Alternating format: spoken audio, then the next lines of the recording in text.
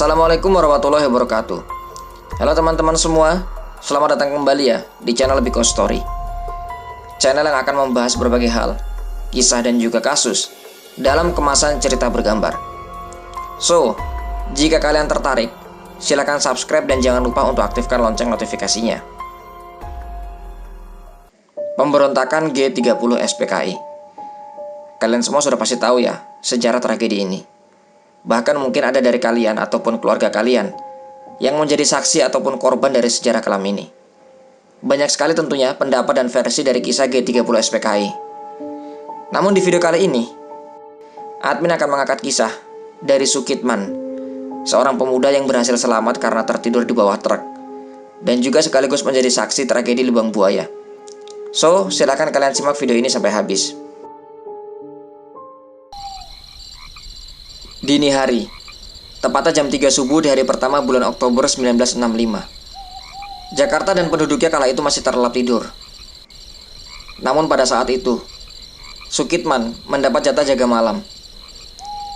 Ia pada saat itu berpangkat agen polisi 2 dan tengah menjalankan tugasnya di Kebayoran Baru, yang sekarang menjadi Kores 704. Pada saat itu, ia berjaga bersama rekannya, yaitu Sutarso, yang berpangkat sama dengan dirinya. Polisi pada saat itu masih berpatroli dengan sepeda, bahkan juga kadang jalan kaki, dengan radius yang harus dikuasai adalah 200 meter.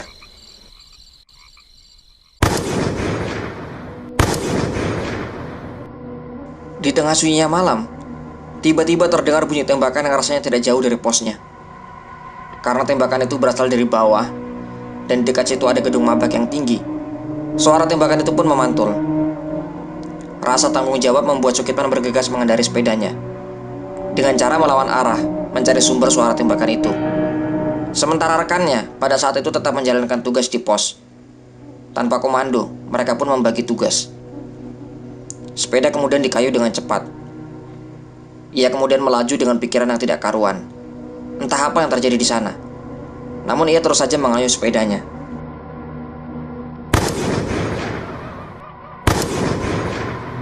Dalam benak pemuda itu, yang terlintas mungkin terjadi sebuah perampokan.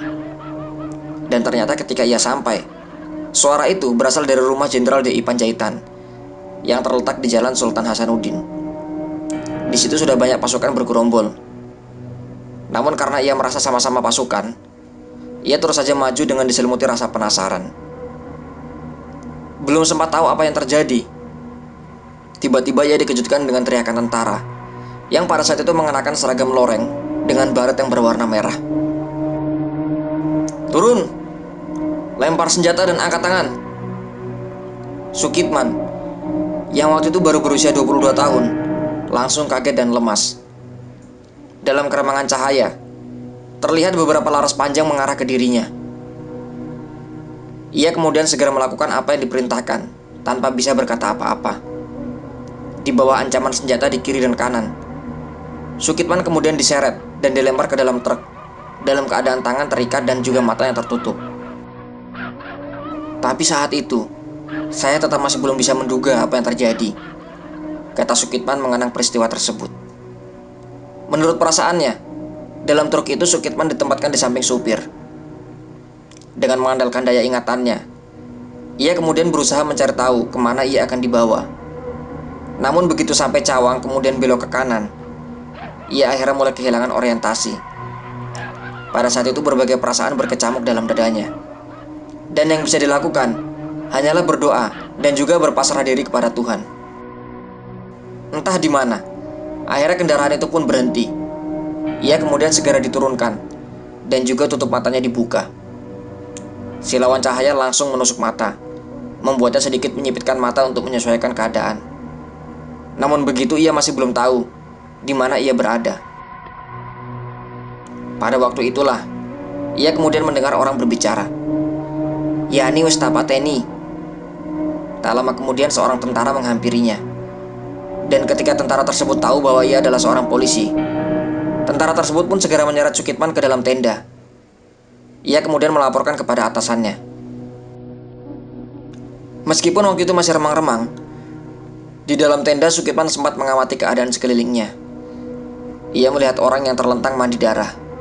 Ada juga yang duduk di kursi sambil bersimbah darah segar. Seseorang memerintahkan si tentara tadi, yang kemudian diketahui namanya adalah Letu Dul Arif. Ia memerintahkan agar Sukitman ditawan di depan rumah. Begitu hari terang, dari jarak 10 meter Sukitman bisa melihat dengan jelas ada sekelompok orang yang mengurumuni sebuah sumur sambil berteriak, "Ganyang Kabir! Ganyang Kabir!" Kemudian ke dalam sumur tersebut dimasukkan tubuh manusia yang entah dari mana asalnya, dan langsung disusul dengan berondongan peluru. Kemudian sempat terlihat tawanan dalam keadaan masih hidup, dengan pangkat bintang 2 di pundaknya, mampir sejenak di tempatnya ditawan. Setelah tutup matanya dibuka dan ikatannya dibebaskan, di bawah todongan senjata, sandera itu dipaksa untuk menandatangani sesuatu. Tapi kelihatannya ia menolak. Ia pun juga memberontak. Orang itu kembali diikat, matanya juga ditutup. Kemudian ia diseret dan langsung dilemparkan ke dalam sumur yang dikelilingi oleh manusia haus darah itu. Orang tersebut dilempar dengan posisi kepala di bawah. Melihat kejadian tersebut, perasaannya semakin tak karuan. Sukitman menyaksikan kekejaman demi kekejaman yang berlangsung di depan matanya. Sampai akhirnya, sebagian dari orang-orang itu pun mengangkut sampah yang digunakan untuk menutup sumur tempat memendam para korban. Dengan cara itu diharapkan perbuatan kejam mereka sulit untuk dilacak. Tak hanya sampah, mereka juga menanam pohon pisang tepat di atas sumur tersebut. Setiap habis memberondongkan pelurunya, jika akan membersihkan senjatanya, para pembunuh yang menawarkan dirinya sukarelawan dan sukarelawati itu melewati tempat Sukitman ditawan. Dengan demikian, ia bisa melihat dengan jelas siapa-siapa saja yang terlibat dalam peristiwa tersebut. Peristiwa yang akhirnya meminta korban nyawa 7 pahlawan revolusi. Ia pun sempat melihat Letkol Untung yang mengepalai kejadian kelam dalam sejarah militer Indonesia itu. Kemudian, salah satu anggota Cakrawirawa datang menghampiri Sukitman yang masih diliputi rasa takut. Prajurit tersebut kemudian berkata, "Kamu tidak usah takut. Kita sama-sama prajurit. Beli kaos singlet pun kita tidak bisa. Sementara para jenderal yang menamakan dirinya Dewan Jenderal, jam dinding di rumahnya saja terbuat dari emas. Dan mereka akan membunuh presiden pada tanggal 5 Oktober. Kamu tahu kan, Cakrawirawa tugasnya adalah menjadi pengawal dan penjaga presiden." Anggota tersebut mencoba meyakinkan. Pada waktu itulah Sukitman baru merasa agak tenang, meskipun ia masih tetap diawasi. Ternyata anggota Cakra tersebut sudah dicuci otaknya di bawah komando Letkol Untung. Komplotan tersebut sepertinya sudah menguasai pusat radio yang ada. Sekitar 1 atau 2 jam kemudian, tersiar kabar bahwa siapa yang mendukung G30S akan dinaikkan pangkatnya 1 tingkat untuk prajurit, sementara yang aktif akan memperoleh kenaikan 2 tingkat. Mendengar pengumuman tersebut, semua yang merasa terlibat bersalam-salaman karena merasa gerakan mereka sudah sukses. Tawa mereka lepas, seolah baru saja memenangkan pertempuran besar. Setelah suasana agak tenang, Sukitman akhirnya dipanggil oleh Letu Dul Arif yang menanyakan di mana senjata Sukitman. Ia kemudian menjelaskan apa yang terjadi ketika ia berada di daerah Kebayoran. Mereka kemudian kembali ke sana, dan akhirnya senjata itu bisa ditemukan. Ya, walaupun dalam keadaan patah. Mengira Sukitman bukanlah musuh, bahkan mereka anggap teman senasib. Jumat sore itu, ia kemudian diajak menuju Halim bersama iring-iringan pasukan. Sesampai di Gedung Penas, yang sekarang adalah daerah bypass di Jalan Jenderal Ahmad Yani, pasukan itu diturunkan di lapangan, sementara Sukitman masih bersama dengan Dul Arif. Pada malam harinya, entah mengapa, orang yang mengawasi tawanannya malah mengajak Sukitman untuk mengambil nasi. "Kemana kita?" tanya Sukitman. "Ke Lubang Buaya, tempat para jenderal itu dibunuh," jawab Kopral Iskak, orang yang mengajaknya tersebut. Dan pada saat itulah ia baru tahu. Ia baru menyadari bahwa yang dikatakan Ganyang Kabir, kata itu ditujukan untuk para jenderal yang dibunuh oleh kelompok G30 SPKI. Namun sebagai anggota prajurit biasa, ia pun masih belum tahu pihak mana yang benar dan mana yang salah. Masih bersama dengan Kopral Iskak, jalan yang diambil adalah melewati Cililitan, Keramat Jati. Dan tempat tersebut bukanlah sesuatu yang asing bagi Sukitman, karena dulu ia pernah mengikuti latihan di daerah itu. Keadaan masyarakat pada saat itu masih tenang, karena mereka belum menyadari apa yang terjadi.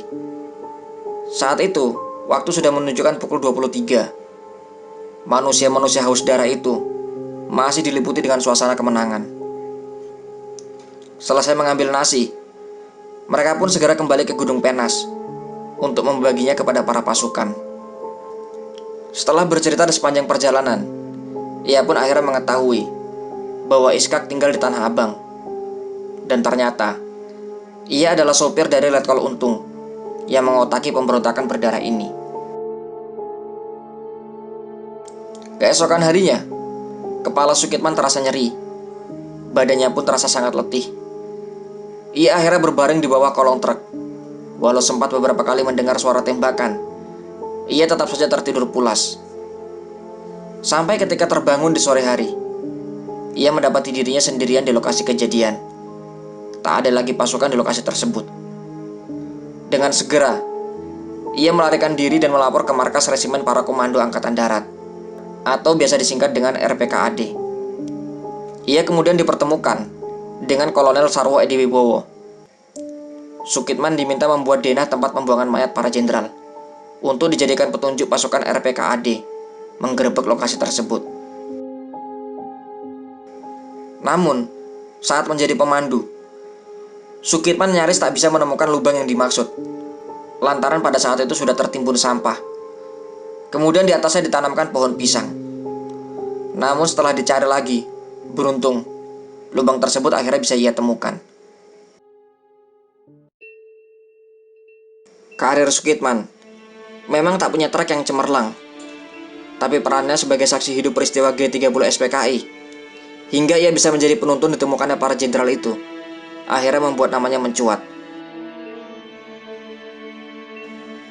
Sukitman kemudian menerima penghargaan berupa kenaikan pangkat menjadi agen polisi 1. Ia mendapatkan kenaikan pangkat dari AKP, Ajun Komisaris Polisi, menjadi AKBP, Ajun Komisaris Besar Polisi.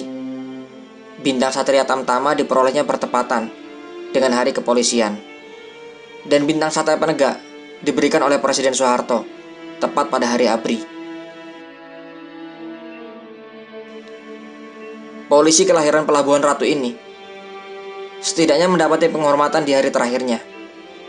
Ia kemudian wafat di usia 64 tahun di Rumah Sakit Bakti Yuda di Depok pada tahun 2007. Kemudian dihormati sebagai upacara kemiliteran ketika disemayamkan di Taman Makam Pahlawan Nasional Kalibata di Jakarta. Itulah kisah Sukitman yang berhasil lolos dari maut ketika peristiwa berdarah di Lubang Buaya. Semoga korban dari kejadian ini mendapatkan tempat di sisi Tuhan Yang Maha Esa. Sebelum mengakhiri video, admin ingin memohon maaf jika ada penyampaian yang keliru. Silakan teman-teman koreksi dan juga tuangkan dalam kolom komentar ya. Sampai di sini video dari admin. Sampai jumpa kembali di video menarik lainnya. Wassalamualaikum warahmatullahi wabarakatuh.